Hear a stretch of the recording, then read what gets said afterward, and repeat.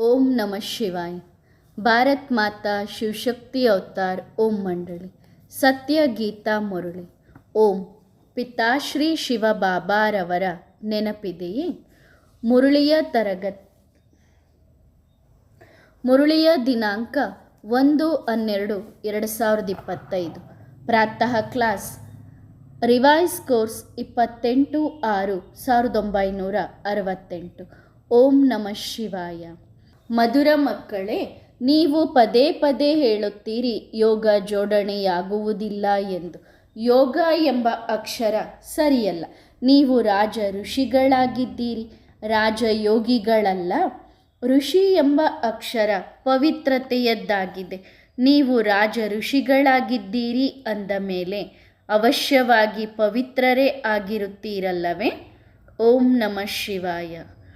ಓಂ ಶಾಂತಿ ಎಂದು ಹೇಳುವುದರಿಂದಲೇ ಮಕ್ಕಳಿಗೆ ಯಾವ ಜ್ಞಾನ ಸಿಕ್ಕಿದೆಯೋ ಅದು ಸಂಪೂರ್ಣ ಬುದ್ಧಿಯಲ್ಲಿ ಬಂದು ಬಿಡಬೇಕು. ತಂದೆಯ ಬುದ್ಧಿಯಲ್ಲೂ ಇದೆಯಲ್ಲವೇ? ಯಾವ ಜ್ಞಾನವಿದೆ? ಈ ಮನುಷ್ಯ ಸೃಷ್ಟಿ ರೂಪಿ ವೃಕ್ಷ, ಇದನ್ನು ಕಲ್ಪವೃಕ್ಷ ಎಂದು ಕರೆಯುತ್ತಾರೆ. ಇದರ ಉತ್ಪತ್ತಿ, ಪಾಲನೆ ಹಾಗೂ ವಿನಾಶ ಹೇಗೆ ನಡೆಯುತ್ತದೆ ಎಂಬುದು ಬುದ್ಧಿಯಲ್ಲಿ ಬರಬೇಕು. ಹೇಗೆ ಆ ಜಡ ಮರವಿರುತ್ತದೆಯೋ ಇದು ಚೈತನ್ಯವಾಗಿದೆ, ಬೀಜವೂ ಚೈತನ್ಯವಾಗಿದೆ. ಅವರ ಮಹಿಮೆಯನ್ನು ಸಹ ಹಾಡಲಾಗುತ್ತದೆ. ಅವರು ಎಲ್ಲರೂ ಚೈತನ್ಯವಾಗಿದ್ದಾರೆ. ಅಂದರೆ ಮರದ ಆದಿ ಮಧ್ಯ ಅಂತ್ಯದ ರಹಸ್ಯವನ್ನು ತಿಳಿಸಿಕೊಡಬಲ್ಲರು. ಈಗ ಆ ನಿರಾಕಾರ ಶರೀರವೇ ಇಲ್ಲ ಅಂದರೆ ಹೇಗೆ ತಿಳಿಸುತ್ತಾರೆ? ಮನುಷ್ಯ ಮಾತ್ರರಿಗಂತೂ ಏನೂ ಗೊತ್ತೇ ಇಲ್ಲ. ಯಾರ ಕರ್ತವ್ಯದ ಬಗ್ಗೆಯೂ ಗೊತ್ತಿಲ್ಲ. ಪ್ರಜಾಪಿತ ಬ್ರಹ್ಮನ ಕರ್ತವ್ಯದ ಬಗ್ಗೆಯೂ ತಿಳಿದುಕೊಳ್ಳಬೇಕಲ್ಲವೇ? ಬ್ರಹ್ಮನನ್ನು ಯಾರೂ ನೆನಪು ಮಾಡುವುದಿಲ್ಲ, ಅವರ ಬಗ್ಗೆ ತಿಳಿದುಕೊಂಡಿಲ್ಲ. ಅಜ್ಮೀರ್ನಲ್ಲಿ ಬ್ರಹ್ಮನ ಮಂದಿರವಿದೆ. ತ್ರಿಮೂರ್ತಿ ಚಿತ್ರವನ್ನು ಮುದ್ರಿಸುತ್ತಾರೆ. ಅದರಲ್ಲಿಯೂ ಬ್ರಹ್ಮ ವಿಷ್ಣು ಶಂಕರರಿದ್ದಾರೆ. ಬ್ರಹ್ಮದೇವತಾಯ ನಮಃ ಎಂದು ಹೇಳುತ್ತಾರೆ. ಇದಂತೂ ಎಲ್ಲರ ಬುದ್ಧಿಯಲ್ಲಿ ಬರುತ್ತದೆ. ಈ ಸಮಯದಲ್ಲಿ ಬ್ರಹ್ಮನನ್ನು ದೇವತೆ ಎಂದು ಕರೆಯಲಾಗುವುದಿಲ್ಲ ಎಂದು ನೀವು ಮಕ್ಕಳಿಗೆ ಗೊತ್ತಿದೆ. ಅವರು ಸಂಪೂರ್ಣವಾದಾಗ ಮಾತ್ರ ದೇವತೆ ಎಂದು ಕರೆಯಲಾಗುತ್ತದೆ. ಸಂಪೂರ್ಣರಾಗಿ ಸೂಕ್ಷ್ಮವತನಕ್ಕೆ ಹೊರಟು ಹೋಗುತ್ತಾರೆ.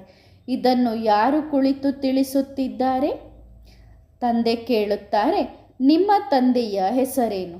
ಯಾರ ಬಳಿ ಕೇಳುತ್ತಾರೆ? ಆತ್ಮನ ಬಳಿ.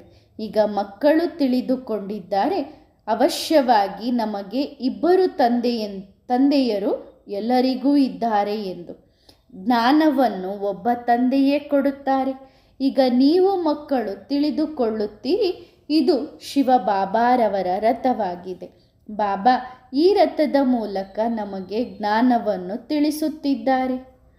ಒಂದು ಈ ಲೌಕಿಕ ತಂದೆಯ ರಥ ಇದೆ, ನಂತರ ಪಾರಲೌಕಿಕ ತಂದೆಯ ರಥವೂ ಹೌದು. ಆ ಆತ್ಮಿಕ ತಂದೆಯದ್ದೇ ಮಹಿಮೆಯಾಗಿದೆ. ಸುಖದ ಸಾಗರ, ಜ್ಞಾನ ಸಾಗರ ಎನ್ನುವುದು ಮೊಟ್ಟ ಮೊದಲು ಬುದ್ಧಿಯಲ್ಲಿ ಇದು ಬರಬೇಕು. ಇವರು ಬೇಹದ್ದಿನ ತಂದೆಯಾಗಿದ್ದಾರೆ. ಇವರಿಂದ ಬೇಹದ್ದಿನ ಆಸ್ತಿ ಸಿಗುತ್ತದೆ. ಪಾವನ ಪ್ರಪಂಚದ ಮಾಲೀಕರಾಗುತ್ತೇವೆ. ಕರೆಯುವುದೇ ಇದಕ್ಕಾಗಿ, ಹೇ ಪತಿತ ಪಾವನ ಬನ್ನಿರಿ ಎಂದು. ನಿರಾಕಾರನನ್ನೇ ಕರೆಯುತ್ತಾರೆ, ಸಾಕಾರನನ್ನು ಕರೆಯುವುದಿಲ್ಲ. ಮತ್ತು ಆತ್ಮನೇ ಕೂಗಿಕೊಳ್ಳುತ್ತದೆ, ಆ ಪತಿತ ಪಾವನ ತಂದೆ ಈ ಶರೀರದಲ್ಲಿ ಬಂದಿದ್ದಾರೆ ಎಂದು ಈಗ ಆತ್ಮನಿಗೆ ಗೊತ್ತಿದೆ. ಇದನ್ನು ಮರೆಯಬಾರದು. ಈ ಸಮಯದಲ್ಲಿ ತಂದೆ ಬಂದಿದ್ದಾರೆ. ಇದು ಹೊಸ ಮಾತಾಗಿದೆ.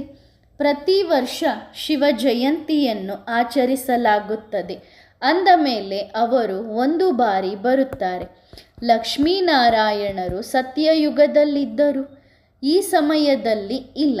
ಅಂದ ಮೇಲೆ ಅವರು ಪುನರ್ಜನ್ಮ ತೆಗೆದುಕೊಂಡಿರಬೇಕು ಎಂದು ತಿಳಿದುಕೊಳ್ಳಬೇಕು.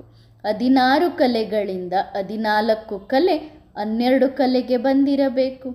ನಿಮ್ಮ ಹೊರತಾಗಿ ಜಗತ್ತಿನಲ್ಲಿ ಈ ಜ್ಞಾನ ಬೇರೆ ಯಾರೂ ತಿಳಿದಿಲ್ಲ.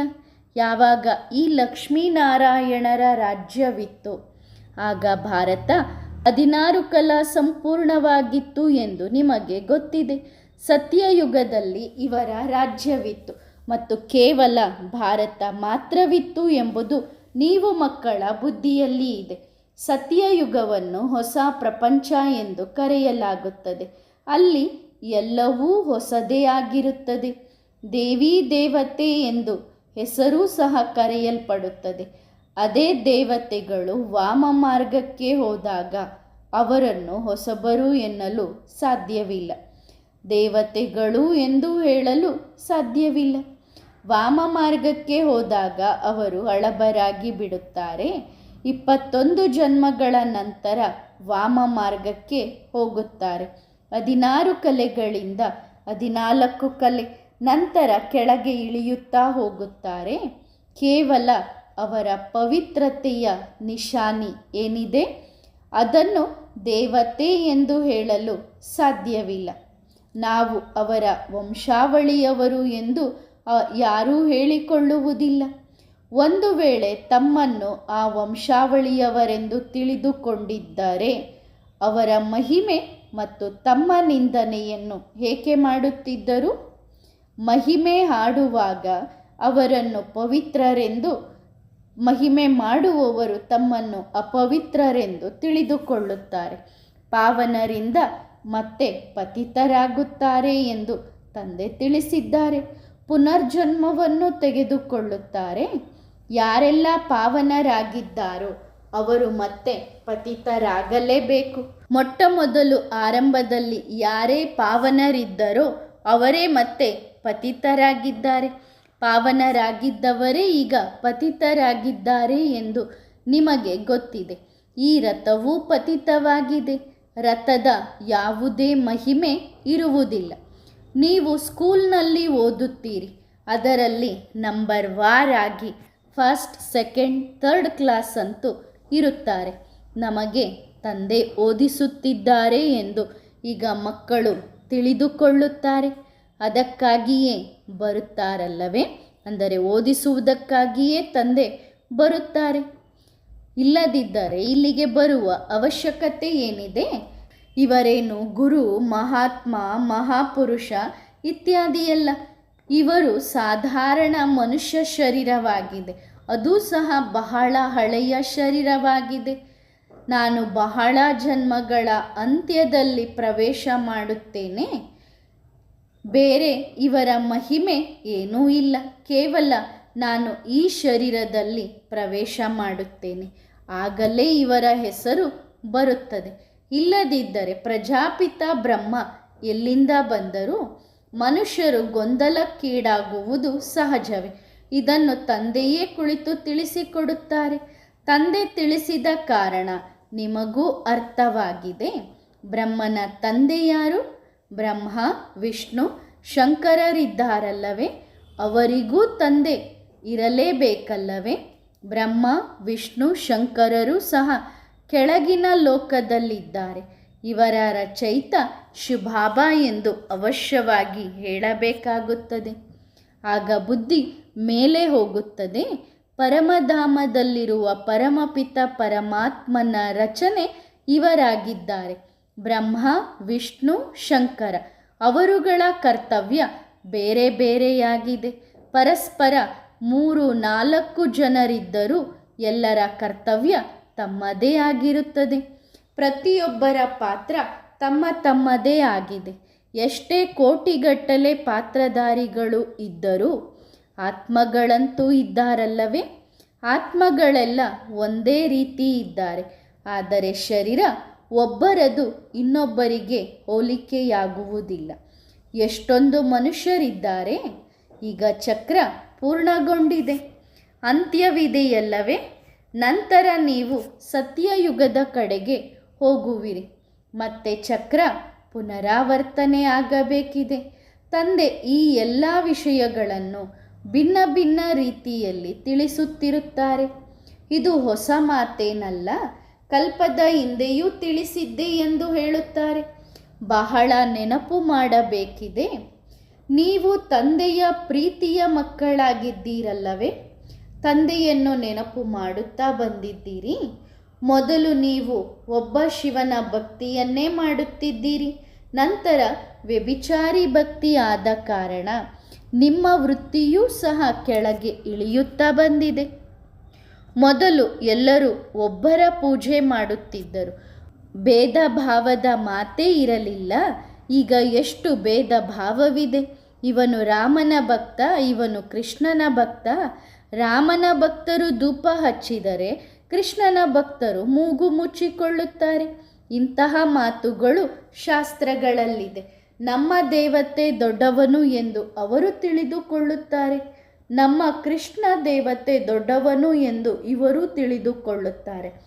ನಮ್ಮ ಭಗವಂತ ದೊಡ್ಡವನು ಎಂದು ಅವರು ಹೇಳುತ್ತಾರೆ, ಇಬ್ಬರು ಭಗವಂತ ಎಂದು ತಿಳಿದುಕೊಂಡು ಬಿಡುತ್ತಾರೆ. ಹೀಗೆ ತಪ್ಪು ಆಗಿರುವ ಕಾರಣ ಎಲ್ಲರೂ ಅಧರ್ಮದ ಕೆಲಸವನ್ನೇ ಮಾಡುತ್ತಾರೆ. ಅವರಿಗೆ ಕೃಷ್ಣನ ಮೇಲೆ ದ್ವೇಷ, ಇವರಿಗೆ ರಾಮನ ಮೇಲೆ ದ್ವೇಷ. ದ್ವೇಷ ಮಾಡುತ್ತಾ ಮಾಡುತ್ತಾ ಏನು ಫಲಿತಾಂಶ ತೆಗೆದಿದ್ದಾರೆ? ರಾಮನನ್ನು ತ್ರೇತಾಯುಗಕ್ಕೆ, ಕೃಷ್ಣನನ್ನು ದ್ವಾಪರ ಯುಗಕ್ಕೆ ಕೊಂಡೊಯ್ದಿದ್ದಾರೆ. ತಾವೇನು ಮಾಡುತ್ತಿದ್ದೇವೆ ಎಂಬುದು ಅವರಿಗೆ ಅರ್ಥವೇ ಆಗುವುದಿಲ್ಲ. ಬುದ್ಧಿಯೇ ಇಲ್ಲ. ಈ ವಿಷಯವನ್ನು ತಂದೆಯೇ ತಿಳಿಸುತ್ತಾರೆ. ಭಕ್ತಿಯನ್ನು ಅಜ್ಞಾನ ಎಂದು ಕರೆಯಲಾಗುತ್ತದೆ. ಭಕ್ತಿ ಭಕ್ತಿಯಾಗಿದೆ, ಜ್ಞಾನ ಜ್ಞಾನವಾಗಿದೆ. ಜ್ಞಾನ ಸಾಗರ ಒಬ್ಬ ತಂದೆಯಾಗಿದ್ದಾರೆ. ಉಳಿದವರೆಲ್ಲರೂ ಭಕ್ತಿಯ ಸಾಗರರು. ಜ್ಞಾನದಿಂದ ಸದ್ಗತಿ, ಭಕ್ತಿಯಿಂದ ದುರ್ಗತಿಯಾಗುತ್ತದೆ. ಭಕ್ತಿಯ ಸಾಗರರೂ ಇದ್ದಾರೆ, ಬಹಳ ಭಕ್ತಿ ಮಾಡುವವರಿದ್ದಾರೆ. ಭಕ್ತಿಯಲ್ಲಿ ಎಷ್ಟೊಂದು ಮಗ್ನರಾಗಿರುತ್ತಾರೆ ಎಂದರೆ ಭಗವಂತನಿಗೆ ಯಾವುದೇ ನಾಮ ರೂಪವೇ ಇಲ್ಲ ಎಂದು ಹೇಳುತ್ತಾರೆ. ಅವರು ಕಲ್ಲು ಮುಳ್ಳು ಎಲ್ಲದರಲ್ಲೂ ಇದ್ದಾರೆ. ಎಷ್ಟು ಅಧೋಗತಿಗೆ ಬಿದ್ದು ಬಿಡುತ್ತಾರೆ ಎಂದರೆ ಭಕ್ತಿಯೂ ಸಹ ಕಮಾಲ್ ಮಾಡಿದೆ. ಇದೇನು ಹೊಸ ಮಾತಲ್ಲ ಎಂದು ತಂದೆ ತಿಳಿಸುತ್ತಾರೆ. ಈಗ ನೀವು ಜ್ಞಾನವಂತರಾಗಿದ್ದೀರಿ.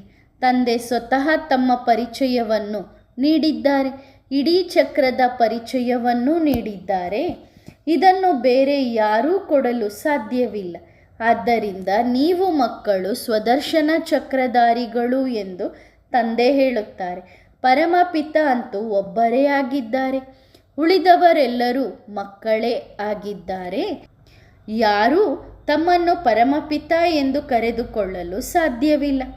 ಪರಮಪಿತ ಪುನರ್ಜನ್ಮದಲ್ಲಿ ಬರುವುದಿಲ್ಲ. ಲೌಕಿಕ ತಂದೆಯನ್ನು ಪರಮಪಿತ ಎಂದು ಕರೆಯುವುದಿಲ್ಲ, ತಮ್ಮನ್ನು ಪರಮಪಿತ ಎಂದು ಕರೆಯುವುದಿಲ್ಲ. ಸನ್ಯಾಸಿಗಳು ಶಿವೋಹಂ ಎಂದು ಹೇಳುತ್ತಾರೆ, ಅಂದರೆ ತಮ್ಮನ್ನು ಪರಮಪಿತ ಎಂದುಕೊಂಡಂತೆ. ಆದರೆ ಮನುಷ್ಯರು ಪರಮಾತ್ಮ ಆಗಲು ಸಾಧ್ಯವಿಲ್ಲ. ಯಾರು ಒಳ್ಳೆಯ ತಿಳುವಳಿಕೆಯುಳ್ಳ ಮನುಷ್ಯರಿದ್ದಾರೋ ಅವರು ತಿಳಿದುಕೊಳ್ಳುತ್ತಾರೆ, ಇದೆಷ್ಟು ದೊಡ್ಡ ಡ್ರಾಮಾ ಆಗಿದೆ.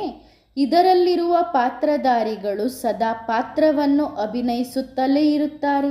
ಇದು ಅವಿನಾಶಿಯಾಗಿದೆ. ಆ ಚಿಕ್ಕ ಚಿಕ್ಕ ನಾಟಕಗಳು ವಿನಾಶವಾಗುತ್ತವೆ. ಇದು ಅನಾದಿ ಅವಿನಾಶಿಯಾಗಿದೆ. ಇದು ಎಂದು ಬಂದಾಗುವುದಿಲ್ಲ. ಅದ್ಭುತ ಅಲ್ಲವೇ? ಆತ್ಮ ಎಷ್ಟು ಚಿಕ್ಕದಾಗಿದೆ. ಅದಕ್ಕೆ ಶರೀರ ತೆಗೆದುಕೊಳ್ಳುವ ಮತ್ತು ಬಿಡುವ ಹಾಗೂ ಪಾತ್ರ ಅಭಿನಯಿಸುವ ಎಷ್ಟು ದೊಡ್ಡ ಪಾತ್ರ ಸಿಕ್ಕಿದೆ. ಈ ಮಾತುಗಳು ಯಾವುದೇ ಶಾಸ್ತ್ರಗಳಲ್ಲಿಲ್ಲ. ಒಂದು ವೇಳೆ ಇವರಿಗೆ ಯಾರಾದರೂ ಗುರು ಹೇಳಿಕೊಟ್ಟಿದ್ದರೆ ಅವರ ಅನುಯಾಯಿಗಳು ಇನ್ನೂ ಇರುತ್ತಿದ್ದರಲ್ಲವೇ? ಕೇವಲ ಒಬ್ಬ ಫಾಲೋವರ್ ಇದ್ದರೆ ಏನು ಪ್ರಯೋಜನ? ಯಾರು ಪೂರ್ತಿ ಫಾಲೋ ಮಾಡುತ್ತಾರೋ ಅವರೇ ಅನುಯಾಯಿಗಳು. ಇವರ ಡ್ರೆಸ್ ಇತ್ಯಾದಿ ಅವರಂತಿಲ್ಲ, ಅಂದರೆ ಬ್ರಹ್ಮ ಬಾಬಾ ಅವರಂತೆ ಬಟ್ಟೆ ಹಾಕ್ಕೊಂಡಿಲ್ಲ. ಇವರು ಶಿಷ್ಯ ಎಂದು ಯಾರು ಹೇಳುತ್ತಾರೆ? ತಂದೆಯೇ ಕುಳಿತು ಓದಿಸುತ್ತಿದ್ದಾರೆ. ತಂದೆಯನ್ನೇ ಫಾಲೋ ಮಾಡಬೇಕಿದೆ. ಹೇಗೆ ಮೆರವಣಿಗೆ ಇರುತ್ತದೆಯಲ್ಲವೇ? ಶಿವನ ಮೆರವಣಿಗೆ ಎಂದು ಹೇಳುತ್ತಾರೆ. ಇದು ನಮ್ಮ ಮೆರವಣಿಗೆ ಎಂದು ಬಾಬಾ ಹೇಳುತ್ತಾರೆ. ನೀವೆಲ್ಲರೂ ಭಕ್ತನೀಯರು, ನಾನೇ ಭಗವಂತ. ನೀವೆಲ್ಲರೂ ವಧುಗಳು, ನಾನೇ ವರ ಎಂದು ಶಿವಬಾಬಾ ಹೇಳುತ್ತಾರೆ. ನಿಮ್ಮೆಲ್ಲರನ್ನೂ ಶೃಂಗಾರ ಮಾಡಿಕೊಂಡು ಕರೆದುಕೊಂಡು ಹೋಗಲು ಬಾಬಾ ಬಂದಿದ್ದಾರೆ. ಅಂದ ಮೇಲೆ ಎಷ್ಟು ಖುಷಿಯಾಗಬೇಕು. ಈಗ ನೀವು ಸೃಷ್ಟಿಯ ಆದಿ ಮಧ್ಯ ಅಂತ್ಯವನ್ನು ತಿಳಿದುಕೊಂಡಿದ್ದೀರಿ. ಬೇರೆ ಯಾರಿಗೂ ಇದು ತಿಳಿದೇ ಇಲ್ಲ. ಅವರೆಲ್ಲರೂ ಗೊತ್ತಿಲ್ಲ ಗೊತ್ತಿಲ್ಲ, ನೇತಿ ನೇತಿ ಎಂದು ಹೇಳುತ್ತಾ ಬಂದರು. ಅಂದ ಮೇಲೆ ಅವರು ನಾಸ್ತಿಕರು ಆಗಿದ್ದಾರಲ್ಲವೇ? ಯಾರು ತಿಳಿದುಕೊಂಡಿದ್ದಾರೋ ಅವರೇ ಆಸ್ತಿಕರು. ನೀವು ಬ್ರಾಹ್ಮಣರ ಹೊರತಾಗಿ ಇಡೀ ಜಗತ್ತಿನಲ್ಲಿ ಯಾರೂ ಆಸ್ತಿಕರಿಲ್ಲ. ನೀವು ತಂದೆಯನ್ನು ನೆನಪು ಮಾಡುತ್ತಾ ಮಾಡುತ್ತಾ ಪವಿತ್ರರಾಗುತ್ತೀರಿ. ಆಗ ಪವಿತ್ರ ರಾಜ್ಯ ಸಿಗುತ್ತದೆ. ನಾನು ಅಂತ್ಯದಲ್ಲಿ ಬರುತ್ತೇನೆ ಎಂದು ತಂದೆ ತಿಳಿಸುತ್ತಾರೆ. ಪಾವನ ಪ್ರಪಂಚದ ಸ್ಥಾಪನೆ ಮತ್ತು ಪತಿತ ಪ್ರಪಂಚದ ವಿನಾಶ ಮಾಡಲು ಬನ್ನಿರಿ ಎಂದು ನನ್ನನ್ನು ಕರೆಯುತ್ತೀರಿ. ಆದ್ದರಿಂದ ನನಗೆ ಮಹಾಕಾಲ ಎಂದು ಕರೆಯುತ್ತಾರೆ. ಮಹಾಕಾಲನ ಮಂದಿರಗಳೂ ಇವೆ. ಕಾಲನನ್ನಂತೂ ನೋಡಿದ್ದೀರಿ. ಶಿವನಿಗೆ ಕಾಲ ಎಂದು ಕರೆಯುತ್ತಾರೆ ಅಲ್ಲವೇ? ನೀನು ಬಂದು ನಮ್ಮನ್ನು ಪಾವನರನ್ನಾಗಿ ಮಾಡಿರಿ ಎಂದು ಕರೆಯುತ್ತಾರೆ. ಆತ್ಮಗಳನ್ನು ಕರೆದುಕೊಂಡು ಹೋಗುತ್ತಾರೆ. ಬೇಹದ್ದಿನ ತಂದೆ ಎಷ್ಟೊಂದು ಜನರನ್ನು ಕರೆದುಕೊಂಡು ಹೋಗಲು ಬರುತ್ತಾರೆ.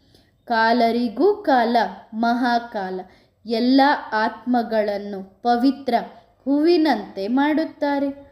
ಗುಲ್ಗುಲ್ ಆದರೆ, ಹೂ ಆದರೆ ನಂತರ ತಂದೆಯು ತನ್ನ ಮಡಿಲಲ್ಲಿ ಕರೆದುಕೊಂಡು ಹೋಗುತ್ತಾರೆ. ಒಂದು ವೇಳೆ ಪವಿತ್ರರಾಗದಿದ್ದರೆ ಆಗ ಶಿಕ್ಷೆ ಅನುಭವಿಸಬೇಕಾಗುತ್ತದೆ. ವ್ಯತ್ಯಾಸ ಅಂತೂ ಇದೆ ಅಲ್ಲವೇ? ಪಾಪಗಳು ಉಳಿದುಕೊಂಡರೆ ಶಿಕ್ಷೆಯನ್ನು ಅನುಭವಿಸಬೇಕಾಗುತ್ತದೆ ಮತ್ತು ಪದವಿಯೂ ಹಾಗೆಯೇ ಸಿಗುತ್ತದೆ. ಆದ್ದರಿಂದ ಮಧುರಾತಿ ಮಧುರ ಮಕ್ಕಳೇ, ಬಹಳ ಮಧುರವಾಗಿರಿ ಎಂದು ತಂದೆ ತಿಳಿಸುತ್ತಾರೆ. ಕೃಷ್ಣ ಎಲ್ಲರಿಗೂ ಎಷ್ಟು ಮಧುರ ಅನಿಸುತ್ತಾನೆ. ಕೃಷ್ಣನನ್ನು ಎಷ್ಟು ಪ್ರೀತಿಯಿಂದ ತೂಗುತ್ತಾರೆ. ಧ್ಯಾನದಲ್ಲಿ ಕೃಷ್ಣನನ್ನು ಚಿಕ್ಕ ಮಗುವಿನ ರೂಪದಲ್ಲಿ ನೋಡಿ ಮಡಿಲಲ್ಲಿ ಕೂರಿಸಿಕೊಂಡು ಪ್ರೀತಿಸುತ್ತಾರೆ. ವೈಕುಂಠಕ್ಕೆ ಹೋಗುತ್ತಾರೆ. ಅಲ್ಲಿ ಕೃಷ್ಣನನ್ನು ಚೈತನ್ಯ ರೂಪದಲ್ಲಿ ನೋಡುತ್ತಾರೆ. ಭಕ್ತಿ ಮಾರ್ಗದಲ್ಲಿಯೂ ಸಾಕ್ಷಾತ್ಕಾರವಾಗುತ್ತದೆ. ಈಗ ನೀವು ಮಕ್ಕಳು ತಿಳಿದುಕೊಂಡಿದ್ದೀರಿ, ನಿಜವಾಗಿಯೂ ವೈಕುಂಠ ಬರುತ್ತಿದೆ. ನಾವು ಭವಿಷ್ಯದಲ್ಲಿ ಹೀಗೆ ಆಗುತ್ತೇವೆ. ಶ್ರೀಕೃಷ್ಣನ ಮೇಲೆ ಏನೆಲ್ಲ ಕಳಂಕ ಹಾಕಿದ್ದಾರೋ ಅವೆಲ್ಲವೂ ಸುಳ್ಳು. ಆರಂಭದಲ್ಲಿ ನೀವು ಮಕ್ಕಳಿಗೂ ಬಹಳ ಸಾಕ್ಷಾತ್ಕಾರಗಳಾಗಿದ್ದವು. ನಂತರ ಕೊನೆಯಲ್ಲಿಯೂ ಬಹಳಷ್ಟು ಮಾಡುತ್ತೀರಿ. ಜ್ಞಾನ ಎಷ್ಟು ರಮಣೀಕವಾಗಿದೆ, ಎಷ್ಟು ಖುಷಿ ಇರುತ್ತದೆ. ಭಕ್ತಿಯಲ್ಲಿ ಏನೂ ಖುಷಿ ಇರುವುದಿಲ್ಲ. ಜ್ಞಾನದಲ್ಲಿ ಎಷ್ಟು ಸುಖವಿದೆ ಎಂದು ಭಕ್ತಿಯಲ್ಲಿರುವವರಿಗೆ ಗೊತ್ತಿರುವುದಿಲ್ಲ. ಹೋಲಿಕೆ ಮಾಡಲಾಗುವುದಿಲ್ಲ. ಮೊದಲು ನೀವು ಮಕ್ಕಳಿಗೆ ಈ ನಶೆ ಏರಿರಬೇಕು. ತಂದೆಯ ಹೊರತಾಗಿ ಈ ಜ್ಞಾನವನ್ನು ಯಾವುದೇ ಋಷಿ ಮುನಿ ಸನ್ಯಾಸಿಗಳು ಕೊಡಲು ಸಾಧ್ಯವಿಲ್ಲ. ಭಕ್ತಿ ಮಾಡುತ್ತಾ ಮಾಡುತ್ತಾ ಪತಿತರಾಗಿ ಬಿಟ್ಟಿದ್ದಾರೆ. ಪತಿತರನ್ನಾಗಿ ಮಾಡಿದವರು ಯಾರು? ರಾವಣ ಸಂಪ್ರದಾಯದವರು. ಗುರುಗಳು ಯಾರಿಗೂ ಮುಕ್ತಿ ಜೀವನ್ಮುಕ್ತಿಯ ದಾರಿಯನ್ನು ತೋರಿಸಲು ಸಾಧ್ಯವಿಲ್ಲ. ಎಲ್ಲರ ಸದ್ಗತಿ ದಾತ ಒಬ್ಬ ತಂದೆಯಾಗಿದ್ದಾರೆ. ನಾನು ಪ್ರತಿ 5,000 ವರ್ಷಗಳ ನಂತರ ಬರುತ್ತೇನೆ ಎಂದು ತಂದೆ ಹೇಳುತ್ತಾರೆ. ನಿಮಗೆ ಡ್ರಾಮಾದ ರಹಸ್ಯವನ್ನು ತಿಳಿಸುತ್ತೇನೆ. ಹೇ ಆತ್ಮಗಳೇ, ಮಕ್ಕಳೇ, ನಾನು ನಿಮಗೆ ತಿಳಿಸುತ್ತೇನೆ ಎಂದು ಹೇಳುವುದಕ್ಕೆ ಆಗಲಿ ಯಾವುದೇ ಮನುಷ್ಯರು ಯಾರಿಗೂ ಗುರು ಆಗಲು ಸಾಧ್ಯವಿಲ್ಲ ಎಂದು ಈಗ ನಿಮಗೆ ಅರ್ಥವಾಗುತ್ತಿದೆ. ತಂದೆಗೆ ಮಾತ್ರ ಮಕ್ಕಳೇ ಮಕ್ಕಳೇ ಎಂದು ಹೇಳುವ ಅಭ್ಯಾಸವಿದೆ. ಇವರು ನನ್ನ ರಚನೆ ಎಂದು ಗೊತ್ತಿದೆ. ನಾನು ಎಲ್ಲರ ರಚಯಿತ ಎಂದು ಈ ತಂದೆಯೂ ಹೇಳುತ್ತಾರೆ. ನೀವೆಲ್ಲರೂ ಸಹೋದರ ಸಹೋದರರು. ಅವರಿಗೆ ಪಾತ್ರ ಸಿಕ್ಕಿದೆ. ಹೇಗೆ ಸಿಕ್ಕಿದೆ ಎಂಬುದನ್ನು ತಿಳಿಸಿಕೊಡುತ್ತಾರೆ. ಸನ್ಯಾಸಿಗಳು ಹೇಳಲು ಸಾಧ್ಯವಿಲ್ಲ.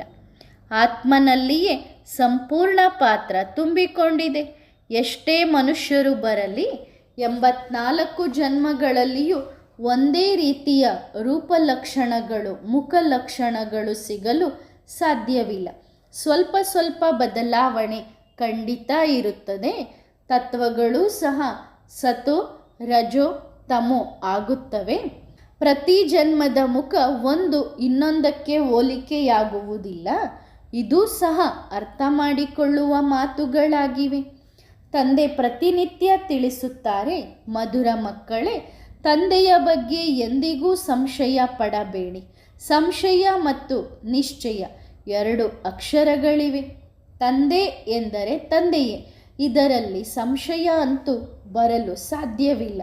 ನಾನು ತಂದೆಯನ್ನು ನೆನಪು ಮಾಡಲು ಆಗುವುದಿಲ್ಲ ಎಂದು ಮಗು ಹೇಳಲು ಸಾಧ್ಯವಿಲ್ಲ.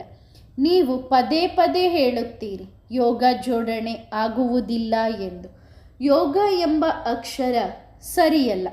ನೀವು ರಾಜ ಋಷಿಗಳಾಗಿದ್ದೀರಿ, ರಾಜಯೋಗಿಗಳಲ್ಲ. ಋಷಿ ಎಂಬ ಅಕ್ಷರ ಪವಿತ್ರತೆಯದ್ದಾಗಿದೆ. ನೀವು ರಾಜ ಋಷಿಗಳಾಗಿದ್ದೀರಿ ಅಂದ ಮೇಲೆ ಅವಶ್ಯವಾಗಿ ಪವಿತ್ರರೇ ಆಗುತ್ತೀರಲ್ಲವೇ? ಸಣ್ಣ ವಿಷಯದಲ್ಲಿ ಫೇಲ್ ಆದರೆ ರಾಜ ಪದವಿ ಸಿಗುವುದಿಲ್ಲ. ಅವರು ಪ್ರಜೆಗಳಲ್ಲಿ ಹೋಗುತ್ತಾರೆ. ಎಷ್ಟು ನಷ್ಟ ಉಂಟಾಗುತ್ತದೆ. ನಂಬರ್ ವಾರ್ ಪದವಿಗಳಂತೂ ಇವೆಯಲ್ಲವೇ? ಒಬ್ಬರ ಪದವಿ ಇನ್ನೊಬ್ಬರಿಗೆ ಸಿಗುವುದಿಲ್ಲ. ಇದು ಬೇಹದ್ದಿನ ಮಾಡಲ್ಪಟ್ಟ ಡ್ರಾಮಾ ಆಗಿದೆ. ಬೇಹದ್ದಿನ ಡ್ರಾಮಾ ಹೇಗೆ ರಿಪೀಟ್ ಆಗುತ್ತದೆ ಎಂದು ತಂದೆಯನ್ನು ಬಿಟ್ಟರೆ ಬೇರೆ ಯಾರೂ ತಿಳಿಸಲು ಸಾಧ್ಯವಿಲ್ಲ. ಹಾಗಾದರೆ ನೀವು ಮಕ್ಕಳಿಗೆ ಎಷ್ಟು ಖುಷಿಯಾಗುತ್ತದೆ? ಹೇಗೆ ತಂದೆಯ ಬುದ್ಧಿಯಲ್ಲಿ ಎಲ್ಲ ಜ್ಞಾನವಿದೆಯೋ ಹಾಗೆ ನಿಮ್ಮ ಬುದ್ಧಿಯಲ್ಲಿಯೂ ಇದೆ. ಬೀಜ ಮತ್ತು ವೃಕ್ಷವನ್ನು ತಿಳಿದುಕೊಳ್ಳಬೇಕಿದೆ. ಮನುಷ್ಯ ಸೃಷ್ಟಿರೂಪಿ ಬೇಹದ್ದಿನ ವೃಕ್ಷ ಇದಾಗಿದೆ. ಇದಕ್ಕೆ ಆಲದ ಮರದ ಉದಾಹರಣೆಯು ಅಕ್ಯುರೇಟ್ ಆಗಿದೆ. ನಮ್ಮ ಆದಿ ಸನಾತನ ದೇವಿ ದೇವತಾ ಧರ್ಮದ ಮೂಲ ಕಾಂಡ ಏನಿತ್ತೋ ಅದು ಈಗ ಪ್ರಾಯಃ ಲೋಪವಾಗಿದೆ ಎಂದು ನಿಮ್ಮ ಬುದ್ಧಿಯೂ ಹೇಳುತ್ತದೆ. ಉಳಿದ ಎಲ್ಲ ಧರ್ಮಗಳಿಗೆ ಎಷ್ಟೊಂದು ರೆಂಬೆ ಕೊಂಬೆಗಳು ಟೊಂಗೆಗಳು ನಿಂತಿವೆ. ಡ್ರಾಮಾ ಅನುಸಾರ ಇವೆಲ್ಲವೂ ಆಗಲೇಬೇಕಿದೆ. ಡ್ರಾಮಾದಲ್ಲಿ ಇದೆಲ್ಲವೂ ನಿರ್ಧಾರಿತವಾಗಿದೆ. ಇದರಲ್ಲಿ ದ್ವೇಷ ಬರುವುದಿಲ್ಲ. ನಾಟಕದಲ್ಲಿ ಎಂದಾದರೂ ಪಾತ್ರಧಾರಿಗಳಿಗೆ ದ್ವೇಷ ಬರುತ್ತದೆಯೇ? ನೀವು ಪತಿತರಾಗಿದ್ದೀರಿ, ಮತ್ತೆ ಪಾವನರಾಗಲೇಬೇಕು ಎಂದು ತಂದೆ ಹೇಳುತ್ತಾರೆ. ನೀವು ಎಷ್ಟು ಸುಖವನ್ನು ನೋಡುತ್ತೀರೋ ಅಷ್ಟು ಸುಖ ಬೇರೆ ಯಾರೂ ನೋಡಲು ಸಾಧ್ಯವಿಲ್ಲ. ನೀವು ಹೀರೋಯಿನ್ ಆಗಿದ್ದೀರಿ. ವಿಶ್ವದ ಮೇಲೆ ರಾಜ್ಯಭಾರ ಮಾಡುವವರಾಗಿದ್ದೀರಿ ಅಂದ ಮೇಲೆ ಅಪಾರ ಖುಷಿ ಇರಬೇಕಲ್ಲವೇ? ಒಳ್ಳೆಯದು. ಆತ್ಮಿಕ ಬಾಪ್ ದಾದಾ ಮಾತ್ ಪಿತಾರವರ ಆತ್ಮಿಕ ಮಕ್ಕಳಿಗೆ ನೆನಪು, ಪ್ರೀತಿ ಮತ್ತು ನಮಸ್ತೆ. ವರದಾನ: ವಿಶ್ವ ಕಲ್ಯಾಣಕಾರಿ ಭವ. ನೀವು ಮಕ್ಕಳು ಇತರರ ಸೇವೆ ಮಾಡುತ್ತಾ ಸ್ವಯಂನ ಸೇವೆಯನ್ನೂ ಮಾಡಿಕೊಳ್ಳಿರಿ. ಇತರರ ಸೇವೆ ಮಾಡುತ್ತಾ ತಮ್ಮನ್ನು ಮರೆತು ಬಿಡುವುದು ಅಥವಾ ತಮ್ಮ ಸೇವೆ ಮಾಡುತ್ತಾ ಇತರರನ್ನು ಮರೆತು ಬಿಡುವುದು ಹೀಗಾಗಬಾರದು. ಎರಡರ ಬ್ಯಾಲೆನ್ಸ್ ಬೇಕು. ಇಂಥವರಿಗೆ ವಿಶ್ವ ಕಲ್ಯಾಣಕಾರಿ ಎಂದು ಹೇಳಲಾಗುತ್ತದೆ. ಮಾತೆಯರು ಅಥವಾ ಶಕ್ತಿ ಸೈನ್ಯದವರು ಶಕ್ತಿ ರೂಪದಿಂದ ಸೇವೆಯಲ್ಲಿ ಉಪಸ್ಥಿತರಿರುತ್ತೀರಾ? ಸ್ವಯಂನಲ್ಲಿ ಬಲಹೀನತೆ ಇದ್ದರೆ ಆಗ ಸೇವೆಯಲ್ಲಿಯೂ ಬಲಹೀನತೆ ಉಂಟಾಗುತ್ತದೆ. ಆದ್ದರಿಂದ ಶಕ್ತಿ ಸ್ವರೂಪರಾಗಿ ಸೇವೆ ಮಾಡಿರಿ, ಆಗ ಸಫಲತೆ ಸಿಗುತ್ತದೆ. ನಿಮ್ಮನ್ನು ಸಾಧಾರಣ ತಾಯಂದಿರೆಂದು ತಿಳಿದುಕೊಳ್ಳಬೇಡಿರಿ, ಜಗನ್ಮಾತೆಯರು ಎಂದು ತಿಳಿದುಕೊಳ್ಳಿರಿ. ಜಗತ್ ಮಾತೆ ಎಂದರೆ ವಿಶ್ವ ಕಲ್ಯಾಣಕಾರಿ. ಒಳ್ಳೆಯದು. ಓಂ ನಮಃ ಶಿವಾಯ.